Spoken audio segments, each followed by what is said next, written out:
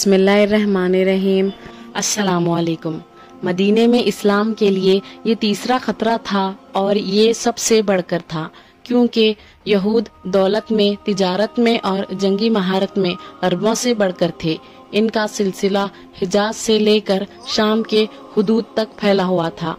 इनके व्यापार और कारोबार के सबब से सारे अरब पर उनका असर था और वो अरब में मजहबी रिवायात और इल्म व फजल के लिहाज से मुमताज समझे जाते थे। मदीना और इसके पास के शहरों और आबादियों में इनको अपनी दौलत, वजाहत और तिजारत की वजह से बड़ी क़ुव्वत हासिल थी और सब इनकी सरमायादारी के बोझ के नीचे दबे थे। औस और खजरज के किसान और मजदूर जो पैदा करते थे, वो सब इनके खिलों और कोठियों को नजर हो जाता था। अरबों की मलकियत यहूदियों के हाथ गिरवी रहती और इसलिए वो अपनी मेहनत का फल नहीं पाते थे। यहूदियों का एक कबीला जो बनी खिनखा कहलाता था, वो सोने, चांदी और सुनारी का काम करता था और मदीने के करीब ही रहता था। इनका दूसरा कबीला बनी नजीर था और तीसरा बनी खरीजा कहलाता था। इन्होंने हर तरफ लेन देन का कारोबार फैला रखा था। सारी आबादी इनके कर्जों से जेरे बार थी और चूंकि अकेले अपनी दौलत के मालिक थे, इसलिए बड़ी बेरहमी से सूद की बड़ी बड़ी शरहें मुकर्रर करते थे और कर्जे की कफालत में लोगों के बाल बच्चे, यहाँ तक के औरतों को रहन रखवाते थे। जब इस्लाम का मरकज मक्का से हटकर मदीने चला आया तो यहूदी, जैसा कि शुरू में बताया जा चुका है, पहले पहले बहुत खुश हुए कि इस्लाम जो कुछ कहता था वो सब इनकी किताबों में था। वो इनकी आसमानी किताबों की तायद और उनके पैगंबरों की तस्दीक करता था और इससे इनको ये उम्मीद थी कि अरबों की ये नई तहरीक इनके इख्तिदार को और बढ़ाएगी और इसलिए वो इस्लाम से इत्तेहाद और मुआहिदे के लिए आगे बढ़े और दुश्मनों के हमले की सूरत में मदीने के बचाव का खौलो करार किया और समझे कि अरबों की ये नई ताकत यहूदियों में जज्ब होकर रह जाएगी। लेकिन इनको साल के अंदर ही अंदर ये मालूम होने लगा कि ये नई तहरीक एक मुस्तकिल ताकत है, जिसको अगर पहले ही कुचल ना दिया गया तो इनके सारे इख्तिदार और व्यापार का खात्मा कर देगी। अब ये हुआ कि बजाय इसके कि वो इस्लाम की तरफ इसलिए बढ़ते कि वो इन्हीं के असल दीन को लेकर आया था, वो रुकने लगे। इस पर बेजा एतराजों को भी मार करने लगे। सामने कुछ और पीछे कुछ कहते और पुराजोर लगाते कि इस्लाम की तरफ से लोगों के दिल फिर जाएं, मगर इसमें इनको कामयाबी नहीं हुई, बल्कि खुद यहूदियों से जो लोग कुछ भी हक और इंसाफ चाहते थे, खुल्लम खुल्ला मुसलमान हो गए और कुछ ने मुसलमान होकर अपनी दौलत भी इस्लाम की राह में दे दी। ये सूरत हाल थी कि कुरैश और मुसलमानों में लड़ाई के आसार जाहिर होने लगे।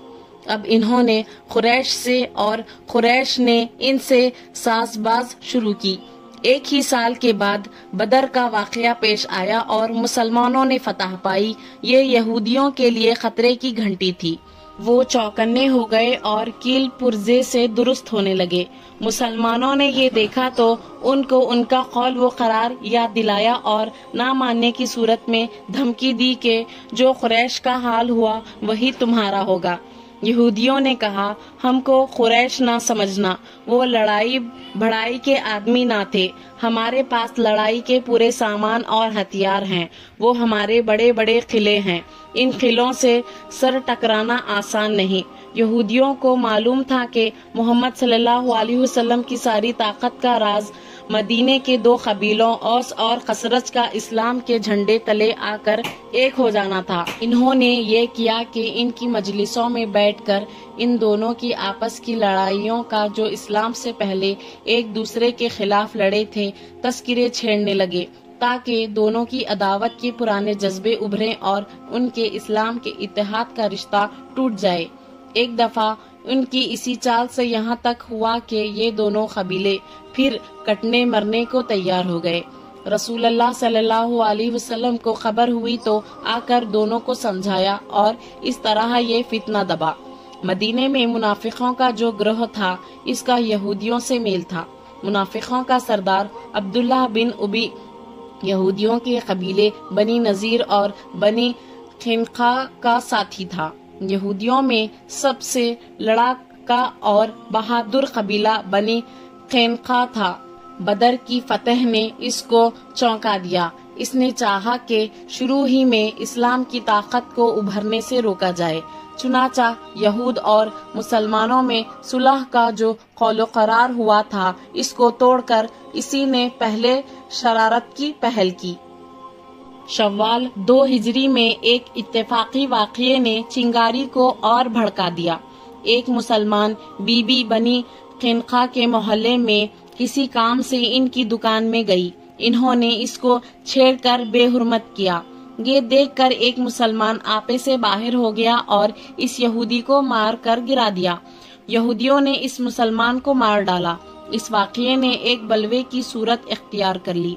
مسلمانوں نے پہلے ان کو بہت سمجھایا مگر ان کو اپنے ہتھیاروں اور قلعوں پر اتنا ناز تھا کہ وہ صلح پر تیار نہ ہوئے۔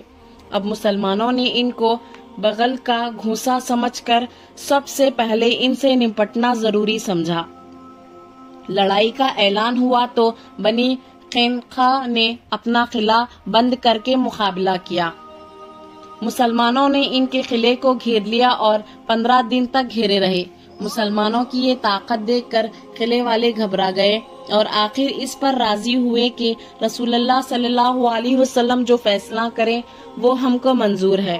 عبداللہ بن ابی نے جو ان کا حلیف تھا آ کر ان حضرت محمد صلی اللہ علیہ وسلم سے عرض کی کہ ان کی اتنی ہی سزا بہت ہے کہ وہ یہاں سے نکال دیے جائیں۔ آپ صلی اللہ علیہ وسلم نے منظور فرمایا اور بنی قینقاع بھی اس پر راضی مند ہو گئے اور اپنی ساری زمین اور جائیداد چھوڑ کر شام کے ملک میں چلے گئے۔ ایسے ہی اسلامک واقعات کے لیے صفوان اسلامک ورلڈ کو سبسکرائب کریں۔